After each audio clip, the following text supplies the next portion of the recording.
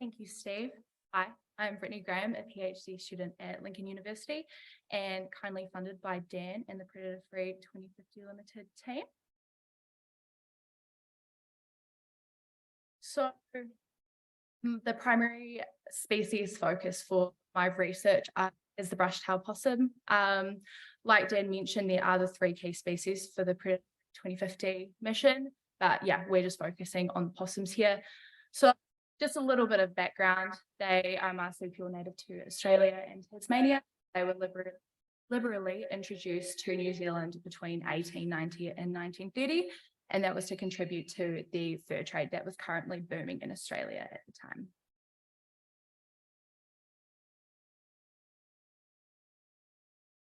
So I'm sure a lot of you know there are quite a few impacts that possums have on New Zealand's biodiversity, but just to name a couple and quite big ones is that they're a spreader of bovine tuberculosis, so TB.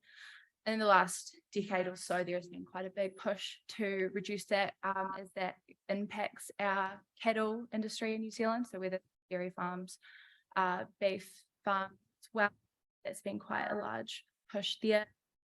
They also selectively browse native vegetation, and this causes significant damage to our forests. So that can quite easily change the composition of our forests, and therefore there could be potential canopy collapse with that.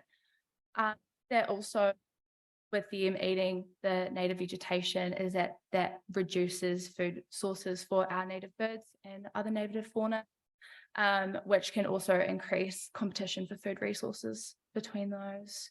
And then they also consume our native fauna as well. So they are omnivores, they do eat everything, from our bird eggs to chicks to our reptiles and vertebrates. Yeah, they do quite a bit of damage, unfortunately. That's why we're doing this work.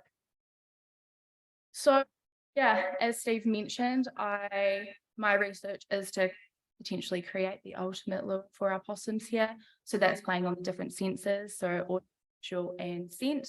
And then another part of my research, I worked with the Pest-Free Banks Peninsula team to do some home range size analysis with possums there, but we can get into that later.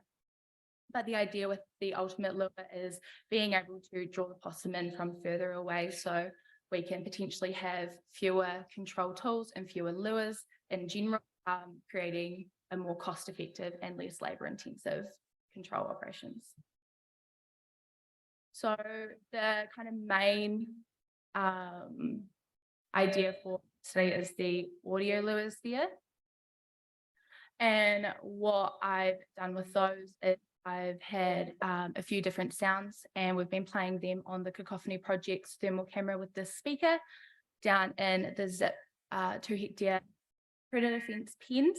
And what I'm pretty much looking at is to see the most attractive sounds, measuring that with the highest capture rate in live capture traps, but also not forgetting about encounter and interaction rates as seen through the thermal cameras there. So the sounds that I've been looking at is an aggressive possum sound, a distressed possum sound, and a beat, as well as obviously having a control, so no sound there. So what's really interesting about my work is that I did this study, this pen trial last year at exactly the same time as I've had to replicate it this year. And what we found there was that an aggressive possum noise was the most interacted and encountered, as well as, can't see down there, but it had the highest track rate out of all of the other sounds. However, yeah, we did have to, thank you. We did have to replicate this trial due to a few intruder possums getting into our pen and initially reducing our sample size. So not ideal, but it did mean we got to retry that. But retrying that one there, we had completely different results. So it was the exact same time of year, exact replica of our trial from last year, and yet nothing really touched our aggressive possum noise in terms of being trapped. However, this time our beat was the most attractive sound. So I did only finish this trial up last week, hence the analysis isn't too in-depth at the moment, but yeah, hopefully we'll be able to combine those two trials and actually see what is going on. But it's really good that we can see between both of the trials. We do have quite interactive sounds there. And then what we did is we took that audio trial to the field, but this time around we've actually created an audio and visual lure ourselves. So with a really great engineer, Rob, we've created this small, light, easy to use audio lure, and we wanted to test that against the industry standard at the moment, which is the Cacophony Project thermal camera and their speaker. So we used that aggressive possum noise because we did this around November time last year, and also had to replicate that as well. Yeah, so we went to see, and that's just what we've created. So that's our lure there. So it's like a nice little Sistema lunchbox. You've got your rechargeable batteries, and then everything is programmed by just a little SD card just on the side that you can plug into your laptop, and you can program what sound you'd like played, how often you'd like it played, whether that's every 15 minutes, half an hour, every hour, and then what time that on. So say for possums in winter, from 6 p.m. in the evening to 6 a.m. during the day, so that during the day there, it's in its shutdown mode, saving that battery for you. But it's very light, really easy to use, and at this stage kind of quite cheap, but hopefully we'll be able to commercialize that at some point. The ideal kind of market for these is, because they are so easy to use and cost effective, is our community groups, our landowners, lifestyle block owners. The more people we can get involved, the better, really. And so this is what we found from that trial. This is another trial that because we had to replicate it this year as well. We've just got through the footage, but what we've seen here is the amount of time that is spent at all of the sites, and our AVL, so that's our audiovisual lure, is looking really great. So obviously more in-depth analysis to come. But yeah, we had to redo that one because our first time we did it in November last year, that aggressive possum sound was really interactive, and they knocked over all of my cameras, which were all on tripods. So we had to redo that and get more sturdy camera mounts. And then last year I did a home range size trial, Freebanks Peninsula. So what we did there was we wanted to know the home range size of possums living along the sea cliffs in Le Bons Bay, and just to know what capacity we should put our control tools and lures.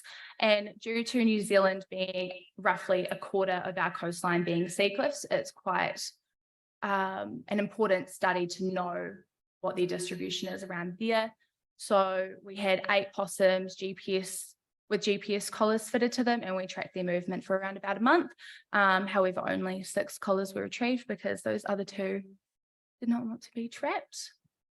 But what we found with that is the home range sizes are relatively small. So we did it in the 2 points there in the 2 different areas, and there is a significant amount of overlap between the possums. And considering we put out around 20 live capture traps, and on that first night when we went to go collar them, 18 of those traps had possums in them. There is quite large populations around that area, which is very interesting as it doesn't seem they're moving far for food resources or anything. And unfortunately for us, our collars can't necessarily see altitude and how they're actually spending and what parts of the sea cliffs. But they definitely are out there, because when we tried to VHF, we almost had to hang off the sea cliffs ourselves to be able to remote download that data. So don't tell health and safety, but yeah. And then we've just got a wee table there in the different types of distribution. So our possums along the top with the letters, and then the different distributions with the analysis for the MCP and kernel distribution. So looking at that 95% range there. So our largest possum home range was possum F, so around 4.65 to 4.64. And then our smallest home range was possum C, so between 0.63 and 0.78 hectares. So considering home range size can range in quite heavily dense areas, around 40 to 60 hectares, this is considerably a lot smaller. And in upcoming research trials, so currently at the moment, I have a visual down at the zip pens again. And I'm looking for the most attractive visual, measuring that highest capture rate in an AT220 trap, as well as, again, interaction and encounter rates with those. So what I'm looking at is a constant white LED light, a flashing white LED light, photoluminescent strip, and then a control. And with the LED lights, we, in our audio visual lure that I showed you before, we had the LED light function in there as well, which can change color. But for this trial, we haven't found any significant evidence to show that different colors at this stage were attractive to possums than the white. So we're just sticking with that at the minute. And then once we finish the visual trial, we're going to combine the most attractive audio, most attractive visual together and test that out in the field. So with that there, we'll have some stations that have just visual, just audio, your combination of audio and visual, and then your control, and see if we can increase capture rates in set traps already or with our live capture traps like we did with our audio trial last year. And then another aspect of my research is also looking at scent. So this is based off my master's research, which I looked at hedgehogs with Landcare research. And what we're hoping to do is to replicate that and all that methodology and apply that to possums. So what we did last time was we did a large novel bait and pheromone with hedgehogs, and then we combined the most attractive food lure, which was rabbit, and then the most attractive pheromone, which was phero odor. And as you can see there is quite a large difference in the interaction and entry of traps with hedgehogs there. Yeah, and so we'll just expand that methodology onto possums, hopefully being able to do some pen and field trials with that. And then, yeah, it is to be confirmed what novel baits and potentially if we use possum urine as well. But time is slowly running out for my research, so hopefully we can squeeze something in there as well. But yeah, thank you very much for listening. I'm Brittany Graham. My email address is up there if you'd like to contact me, and also an Instagram, which I show my research and everything behind the scenes, funny videos of footage of possums, and yeah. Thank you.